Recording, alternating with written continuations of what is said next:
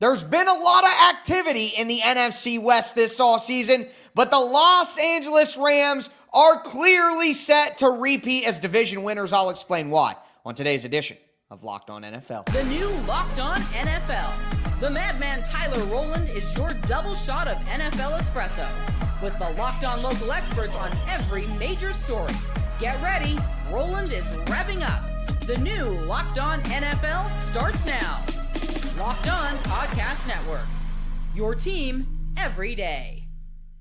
Football fans, welcome into the Locked On NFL podcast, bringing you a double dose of the NFL's biggest stories with help from our local experts that know your favorite teams like no one else. I am your host, the madman, Tyler Rowland, joined today by Locked On NFL expert, the brain, Luke Braun. On today's episode, we're going to take a look at the NFC West. I'm going to tell you why I think Marvin Harrison Jr. is set to take a leap. We're going to talk about the 49ers and why it's a make or break season for somebody, but we're going to start with who we think is going to win the division this year, and I feel strongly that the Rams will repeat. Before we get into all of it, though, do want to thank you for making Locked On NFL your first listen and for being an everydayer here with us at the Locked On Podcast Network, where it's your team every day. Luke, whenever I do these divisional previews, I do like to take a little bit of a swing and say who I think will win the division this year. And I got to tell you, I feel very strongly that the Los Angeles Rams are going to win it.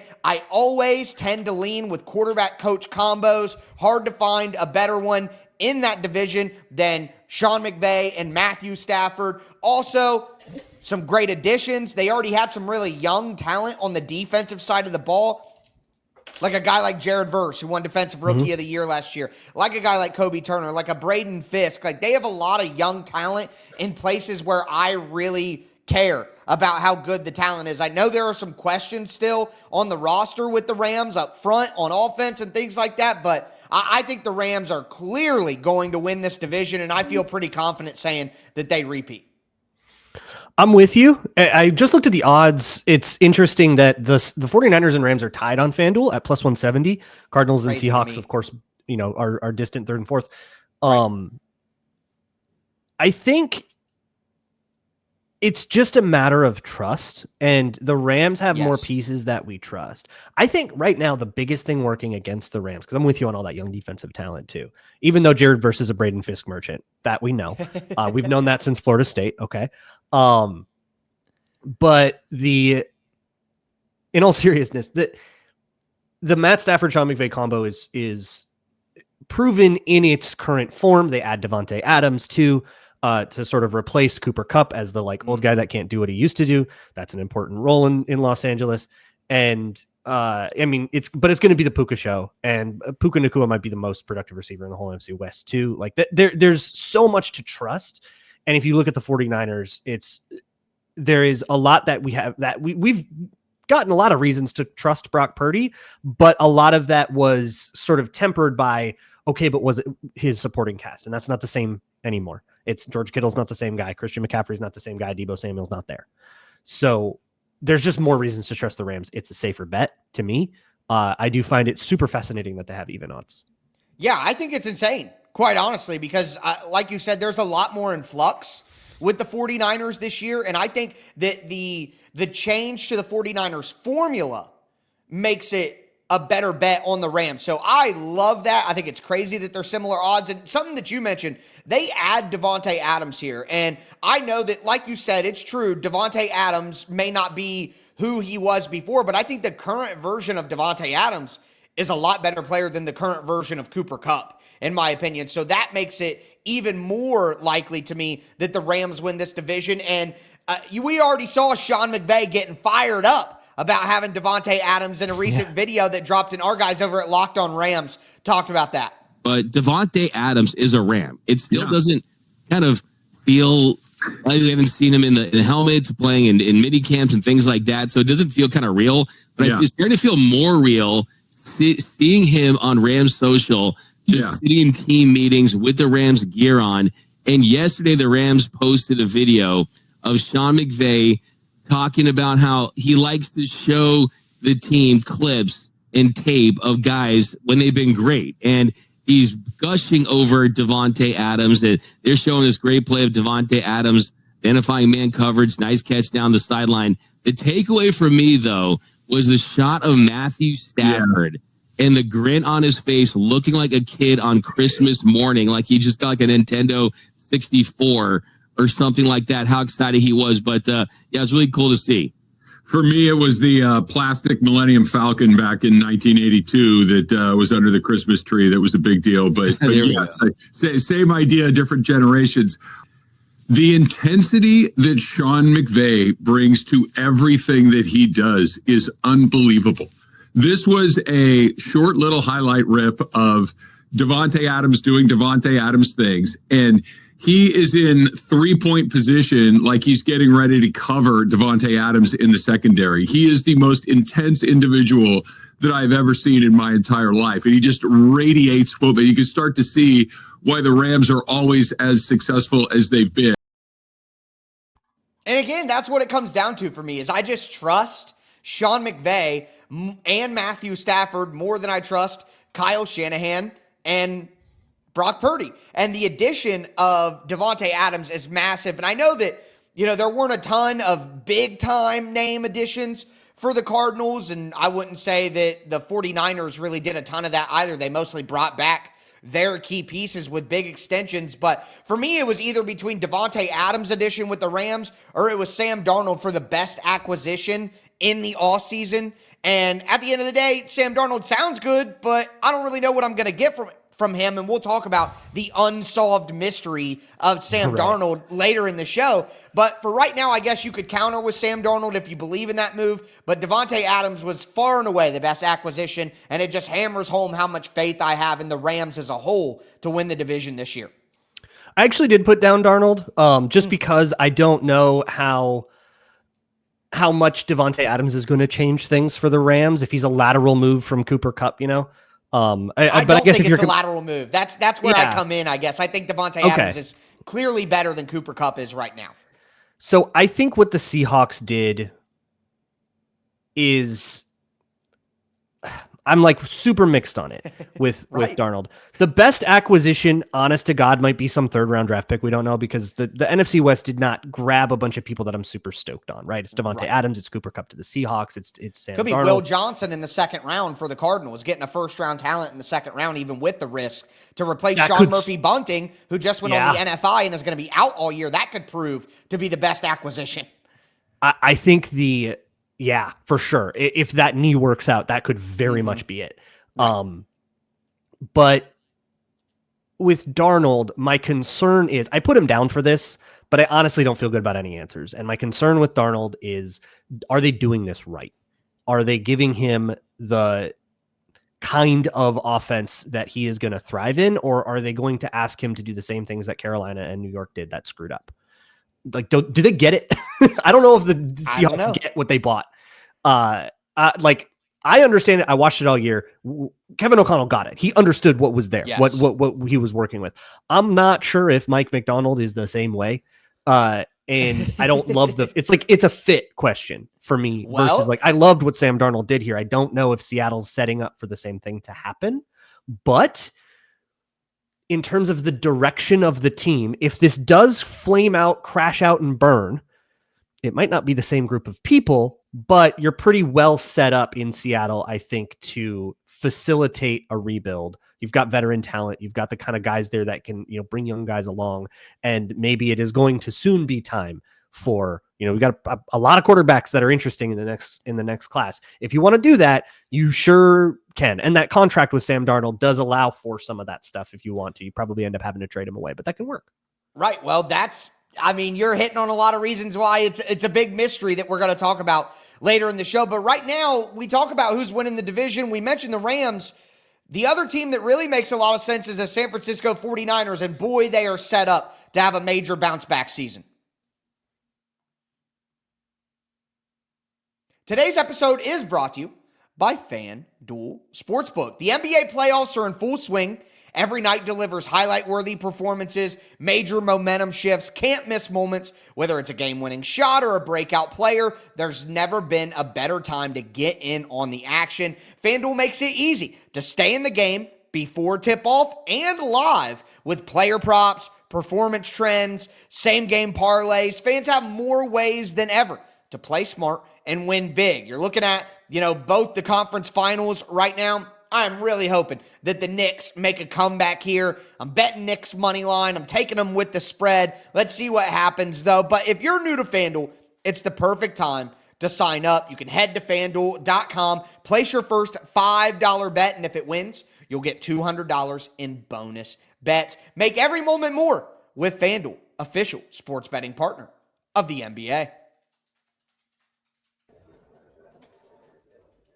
All right, Luke, let's continue today's breakdown of the NFC West. We talked about which team we think will win the division this year, the best offseason acquisition. But now I want to talk about a team that could have the biggest record change and also who's on the hot seat in the division. And coincidentally, I think they kind of go together. But looking at the team that will change the most, their win total will change. And that means good or bad.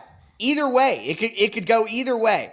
You got to start with the San Francisco 49ers. I mean, like you said earlier, FanDuel has them right now tied with the Los Angeles Rams in terms of having the best odds to win the division. Last year, they were last in the division with 6 wins. So San Francisco has high odds here to bounce back and win. And, their schedule, obviously, is a last-place schedule, which really helps. You would think there would be some increased health, I guess, with some of the issues that they had last year. But Luke, we started to kind of talk about it in the last segment. There's a lot of uncertainty here. The secondary, they've had to replace a lot of pieces. Outside of Fred Warner, the linebacker core isn't what it was. Are the new pieces on the defensive line going to take a step forward? They have less depth on offense now. They lose Jordan Mason. They lose Jalen Moore. They lose Aaron Banks. You trade Deebo Samuel. They're expecting a lot from a lot of guys that haven't proven it so far. For sure. And I think we'll learn some new household names for San Francisco. Ricky Pearsall is going to be a guy for them. He's going to, for better or worse, is going to be a name that is associated with this particular iteration of the 49ers. I think in terms of biggest record change, it just has to be the 49ers. So their over-under at FanDuel right now is 10.5 wins. Even if they under that, even if they don't make it and go 10-7, that's 9 still wins. A change of 4 wins. Yeah. And you can't really apply that to anybody else. If the Rams, they were 10-7, I can't really see them winning 6. 14 is a lot, right? Same with the Seahawks. The Seahawks are maybe the only team that you could see doing something like this. Their over-under is 7.5 at FanDuel, though. So they would have to hit that under really hard. They'd have to collapse really hard. I'm going to go with San Francisco. Seattle's probably the only other reasonable answer that I would entertain. And Arizona, who went 6-11, 2 games, you can't predict someone doing that. And I'm sorry, Arizona, you're not going to be a 12-win team. This is not who you are. Yeah. You're not there yet. I agree with you. Seattle, the more you look at Seattle, they go 10-7. Unfortunate for them that they weren't able to turn that into anything, because I do think that they take a step back this year. Now, again, we talked Sam Darnold. We're going to talk Sam Darnold again at the end and kind of talk about what we see for Seattle. But if I had to take a second, it would definitely be Seattle. Now, the one thing I would say is, though, and it's something that I've been talking about, and I've had some 49ers fans actually reach out to me and look to object to my opinion here. But if San Francisco is the obvious team that'll have the biggest change in their record, I think San Francisco is also the obvious team when you talk about who's going to be on the hot seat. Whether it be a player, whether it be a GM, doesn't matter. Whether it be a coach, doesn't matter to me. If San Francisco doesn't turn things around, somebody is going to be on the hot seat. Now, I'll ask you who that's going to be, but our guys over at Locked On 49ers went through the schedule and have seen the same things that we're saying right now. You win one, lose one with the Falcons and the Bears in prime time. Maybe you lose to the Texans or the Tampa Bay Buccaneers, right? Those are probably the most difficult games, I think, on the schedule on paper outside of the division, right? And so still you're an 11-win team. It's really hard to win. And look, if the 49ers, after paying Brock Purdy, if Purdy doesn't look good, if the 49ers look bad and they don't flip the script from last year, I think it's a hot seat situation, because this is as nice of a schedule as you could imagine for the 49ers coming into 2025. So they made big payments to everybody who they felt was important. They got rid of everybody who they thought wasn't that important. You pay your leader, George Kittle. You pay your leader, Fred Warner. You pay Brock Purdy. Like, you have set, hey, these are the guys that we build the whole thing around, and now we got to build it out. Well, if you pay all those guys and you have Super Bowl aspirations and you went 6-11 last year, and then you come back this year and you don't make the playoffs after paying all those guys, I think someone's head is going to have to roll. And look, at the end of the day, who gets changed in the NFL? The quarterback, the head coach, or the GM? Those are the things that get changed when bad things happen, because they're the easiest things to point to and say, if we just change this, everything else is good enough. So, Luke, I know how I feel, but before I give my answer, I will ask you, if San Francisco doesn't make the playoffs and a change is made, would it be Brock Purdy at quarterback, Kyle Shanahan at head coach, or John Lynch at general manager? Brock Purdy just signed a contract that's probably in carbonite. Yes. I think a second Star Wars reference in the show. Love that. Let's go. The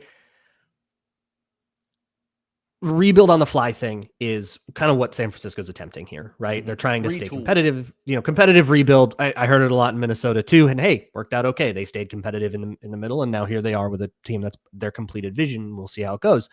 The 49ers are currently in that we're trying to stay competitive thing. If they don't stay competitive during it, I wonder how much capital there is. Like, I think Kyle Shanahan has a lot of political capital. I think if he does miss the playoffs, you still go, yeah, but it's Kyle Shanahan. Like, he has a reputation that precedes him. So my answer kind of has to be John Lynch, where you go, okay, you tore the roster apart and now the team sucks. And now you're locked into this quarterback that can't take it, right? That can't take him there. Yeah. You're probably, if a head's rolling, it's probably a GM head, or you like meekly fire an offensive coordinator and hope you get away with that.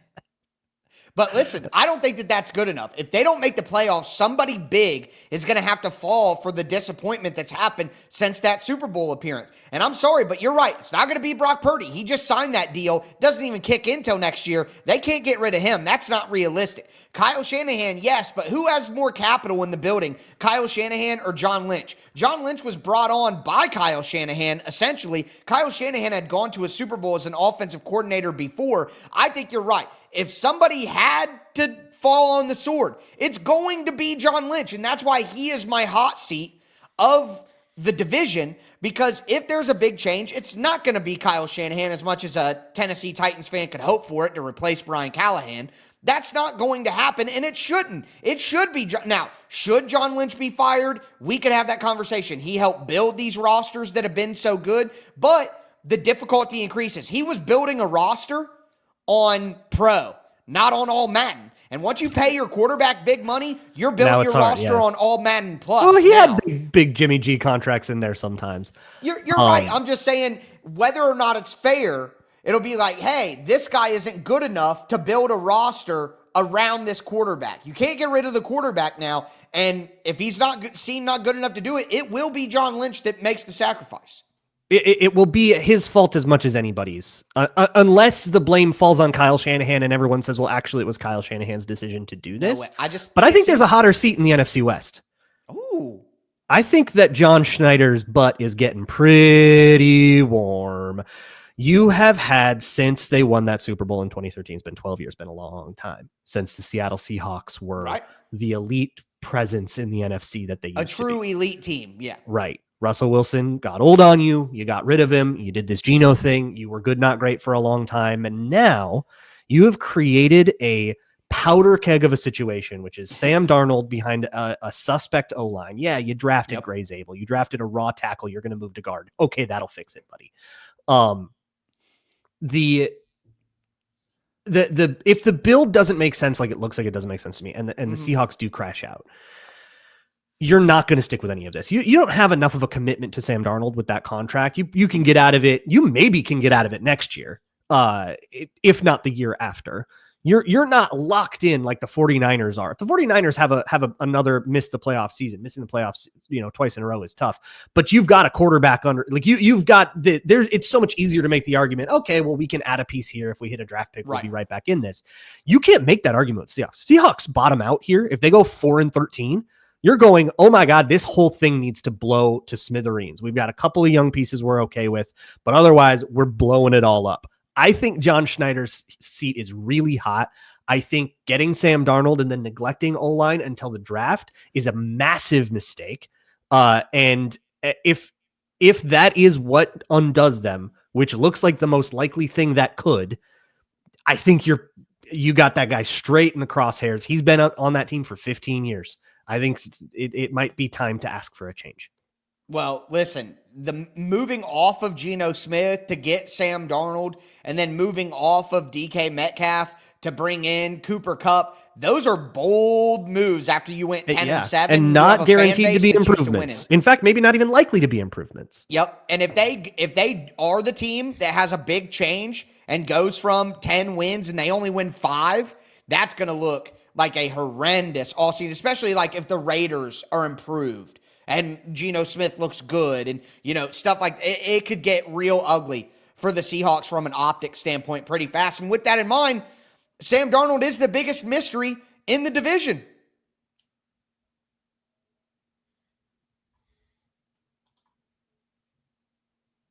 All right, Luke, let's cap off today's edition of Locked On NFL. Talking about the NFC West, we talked about the Rams repeating. We talked about San Francisco being in a weird situation. Now I want to talk about the biggest mystery in the division, which, of course, as we have spoiled already, is Sam Darnold. But also, which player in this division is going to take a leap? Before we dive in, I do want to thank you again for making Locked On NFL your first listen. For your second listen, check out Locked On NFL Scouting. As training camp gets closer and moves are being made, hosts Kyle Krabs and Joe Marino will make you the most informed NFL fan this offseason. Find Locked On NFL Scouting on YouTube or wherever you listen to podcasts. But Luke, with Sam Darnold, that's why it's the biggest mystery. Because Seattle was a good enough team to go 10-7 last year, but I honestly think that they've gotten a little bit worse. But at the same time, they may be a little bit worse. They have a little bit less long-term commitment as well. They have a little bit more flexibility going forward. So I think they're a team that may be willing to court a bad season. They may be willing to experience it. They're kind of in a boom-bust situation. So with Sam Darnold, I don't know what I'm going to get. I don't know what I can trust. I don't know what this is going to look like. You got a new offensive coordinator in there as well. I do believe there's a lot of change for Seattle, and I think that makes it the biggest mystery, and that's probably why they were the team where we were like, hey, if it's not San Francisco, because that's the easy bet, it's got to be Seattle, because things could just go so poorly if Sam Darnold looks more like the guy he was early in his career. Remember, everybody thinks that Sam Darnold was so good last year because he had a great support system around him. You're Coach of the year, offensive player of the year. I mean, right, yeah. There's no Kevin O'Connell, and Jackson Smith and Jigba is a good player, but he's not Justin Jefferson. He's closer to Jordan Addison than he is probably Justin Jefferson, in my opinion. Maybe not. Maybe that's not fair. We'll see, JSN. Sorry about that if you're watching. But the point is, it's nowhere near the same supporting cast and situation. And that if Sam Darnold is good as it seems like, Seattle will be a contender again, like where they were again to make the playoffs. But if not, it could get really ugly.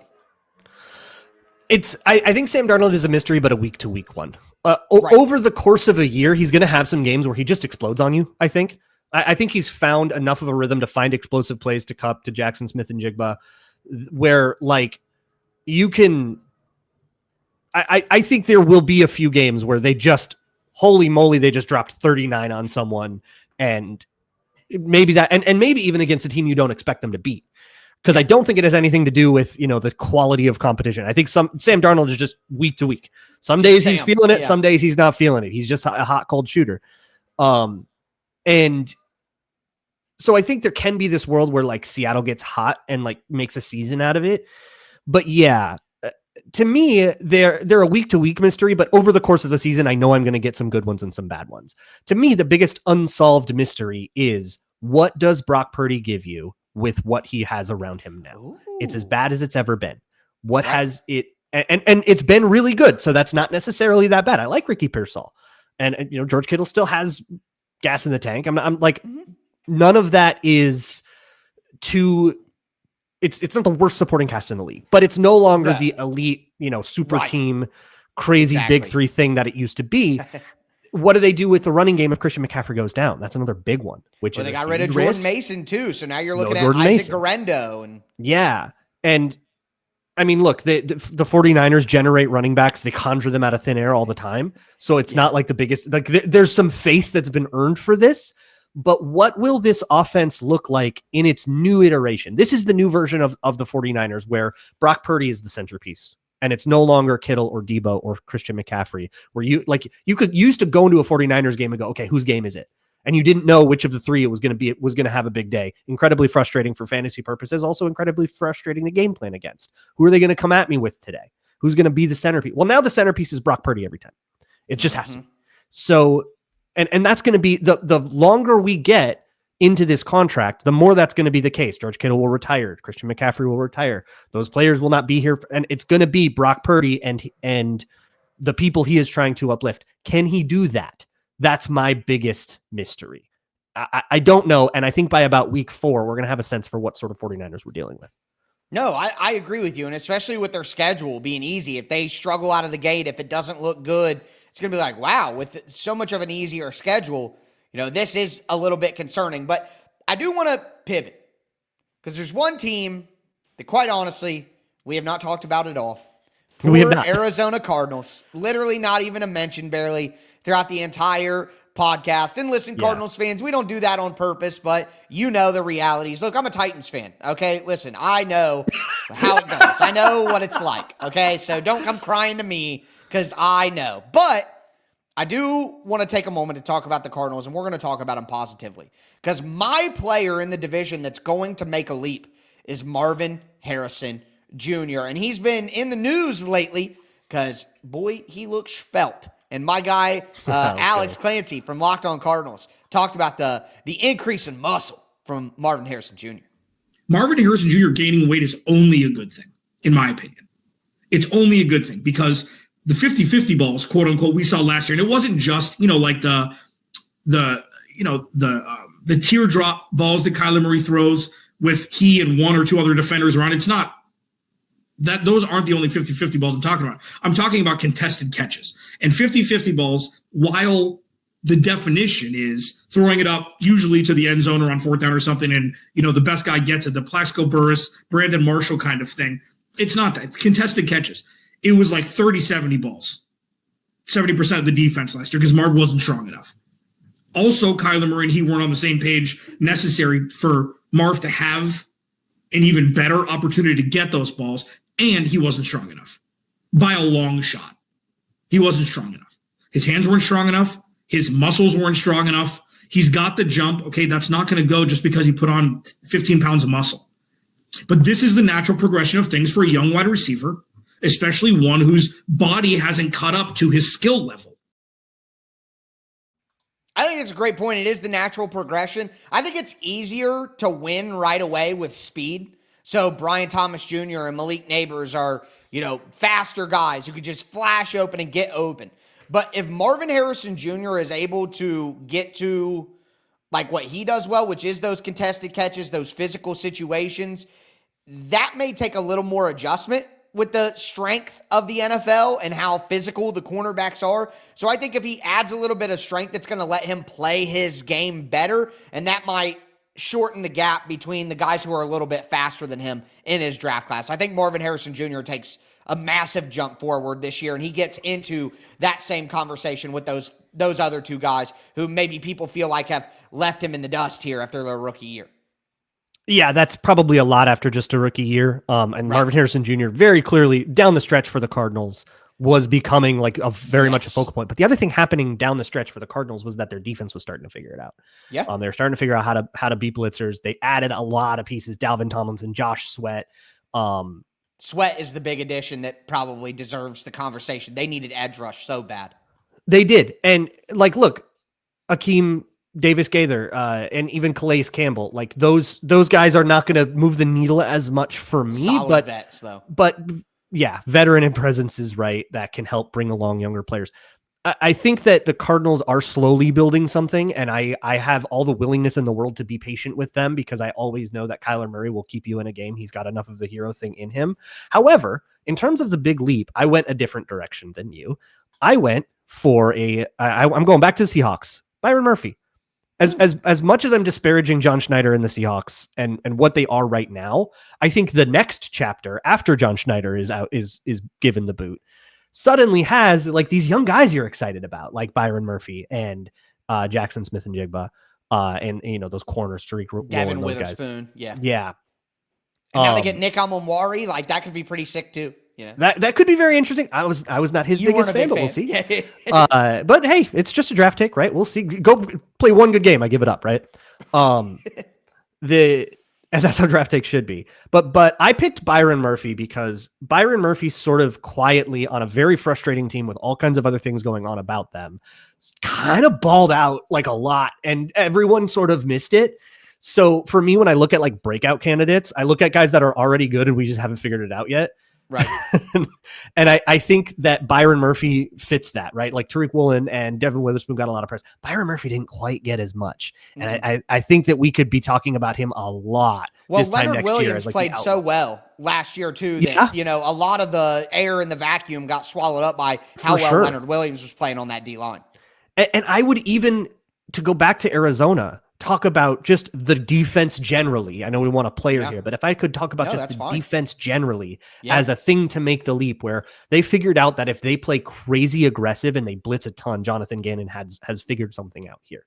Jonathan Gannon's a young coach and figuring something out schematically that like works for him, stealing a lot of stuff out of the Brian Flores, Bill Belichick tree. That definitely happened too. And I think it worked out great for them. There's a formula here that works for the Arizona Cardinals where they can suddenly become the most physical team in the NFC West. And that's the path to winning. Here's what I would say, Luke. I've been watching The Studio on Apple TV a little bit lately. And as they say, good artists borrow, great artists steal. So go ahead. For sure. Go ahead, Jonathan It's working Gannon. for them. There's a formula here where you don't have to be suddenly you can totally leave the reputation you have of Kyler Murray being like this like scheme merchant, and you have to be this like super college-y kind of work. No, be the grind them out, beat the absolute piss out of you kind of team that you can be. I think that rules. And I think with what's happened on the interior defensive line of some of these teams, especially San Francisco, and some young guys elsewhere that are promising but young, I think you can actually make a play for this NFC West, Arizona, if you embrace that identity and become a beat the piss out of you kind of team. I have more faith in the Cardinals than I do the Seahawks this year. And all I can say is Cardinals, social media team, hear me, bury them in the desert. There's your phrase for the season. Oh, yeah. Love it. Bury them in the FanDuel desert. agrees with you, Tyler.